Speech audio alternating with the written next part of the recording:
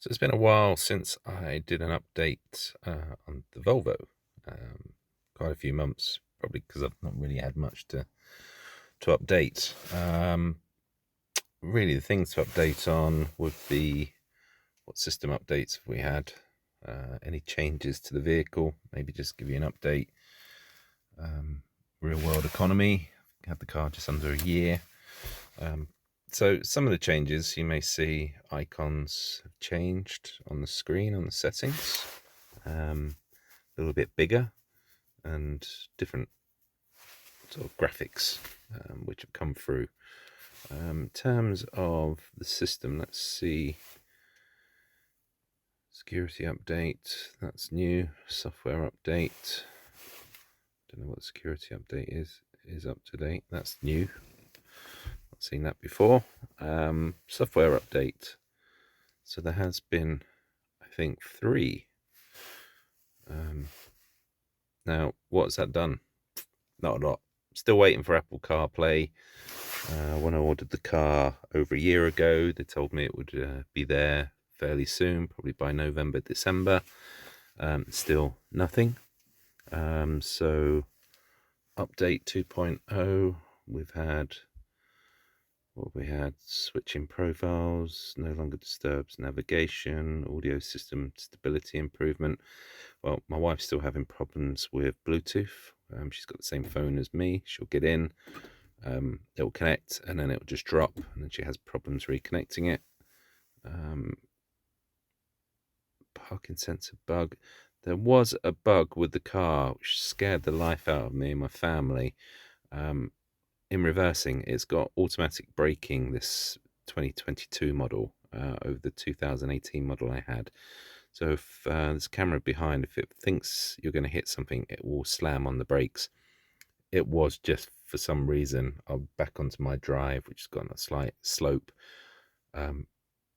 2 occasions, nothing behind. When you check, start reversing, bang, brakes come on. Felt like I'd hit something. Get out of the car thinking, who the hell have I hit? And nothing there.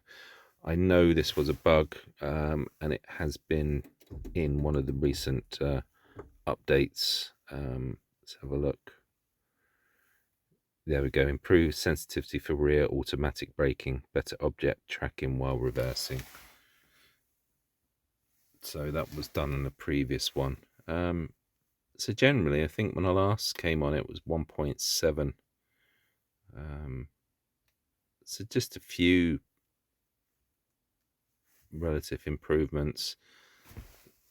Like I say, with the screen, there's been nothing added functionality wise. Still no driving off mode. Still no driving modes. In terms of the car, still a few glitches with it. For some reason, if I turn on the car,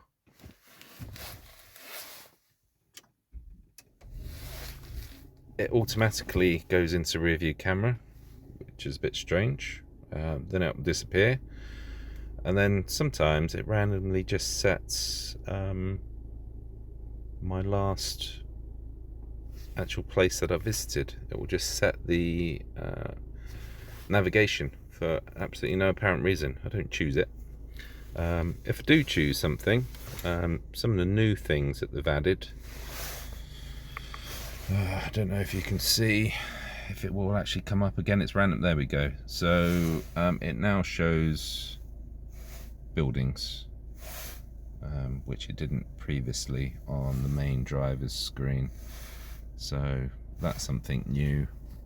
Again, I think Google, obviously itself, on actual Google app, if you have it on your car as a separate, gives you an actual proper picture option. They've still not given that as an option on the Volvo system. So yeah, an actual, I think, kind of making myself clear, an actual real world map, street view. It's not still available on this vehicle. So that's really the only changes. Just turn it off. Let's Let's see if there's anything new on here. I don't think there is. No, let's have a look.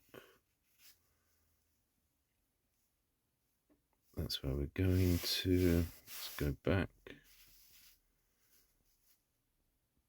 No new additions on the list. Still very minimal.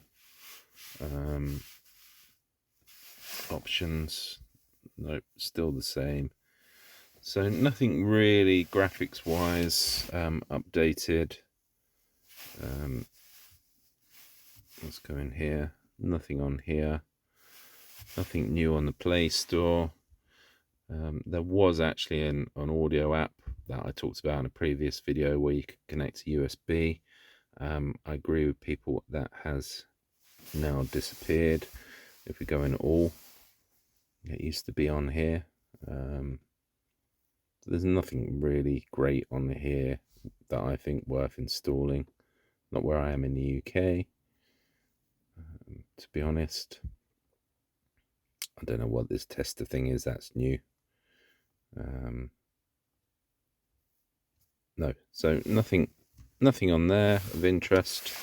In terms of real world economy, pretty disappointing, to be honest with it. This, compared to my 2018 model, which was also the B5,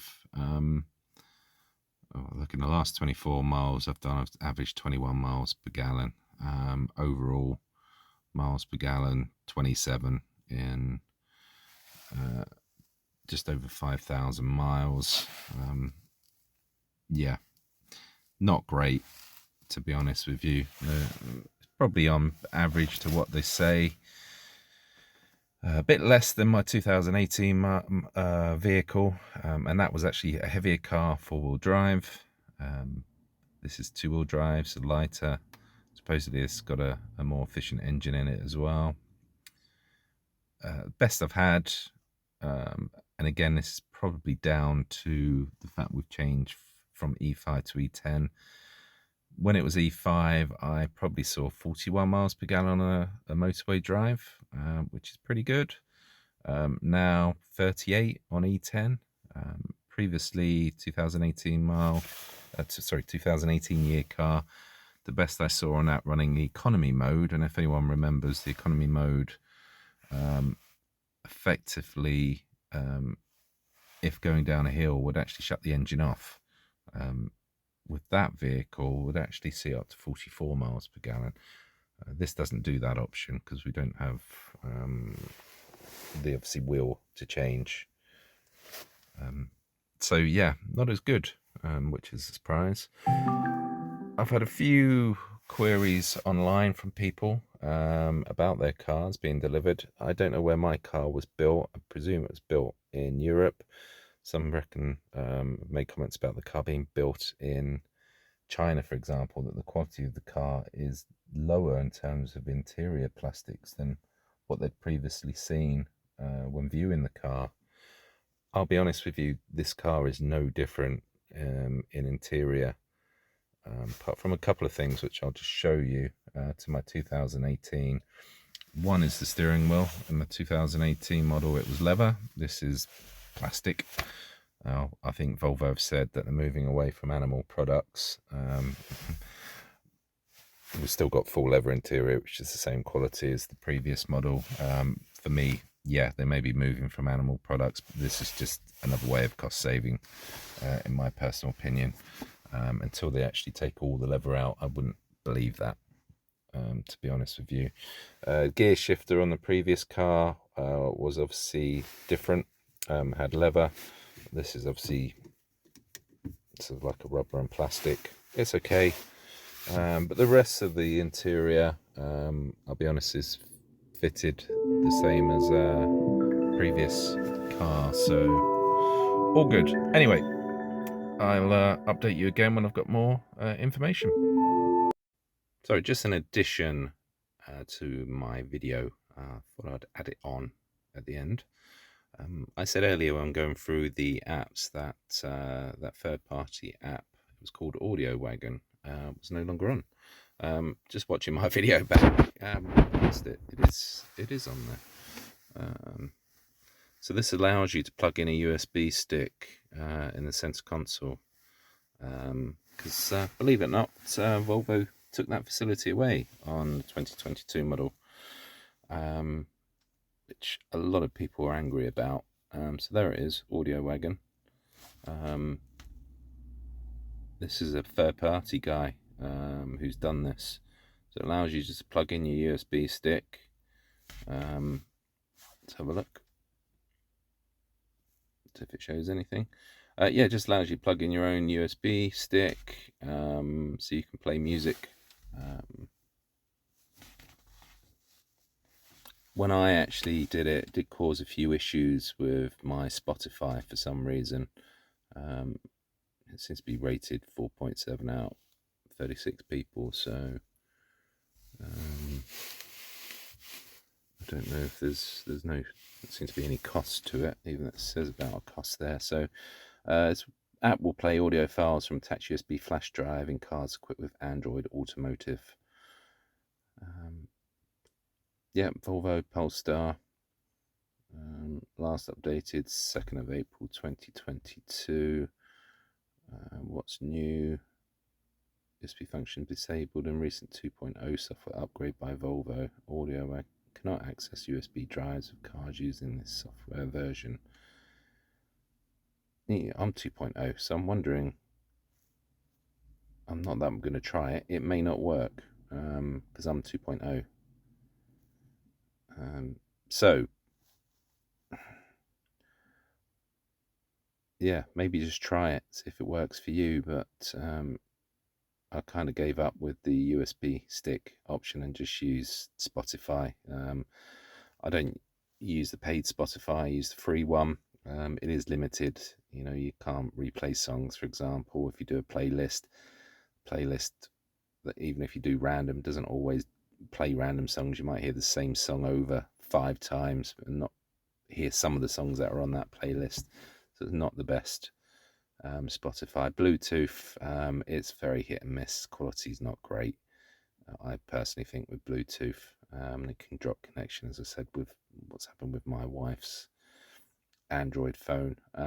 I may do a update with Apple, because people have asked about Apple functionality, plugging an Apple phone in, i.e. doing speech text.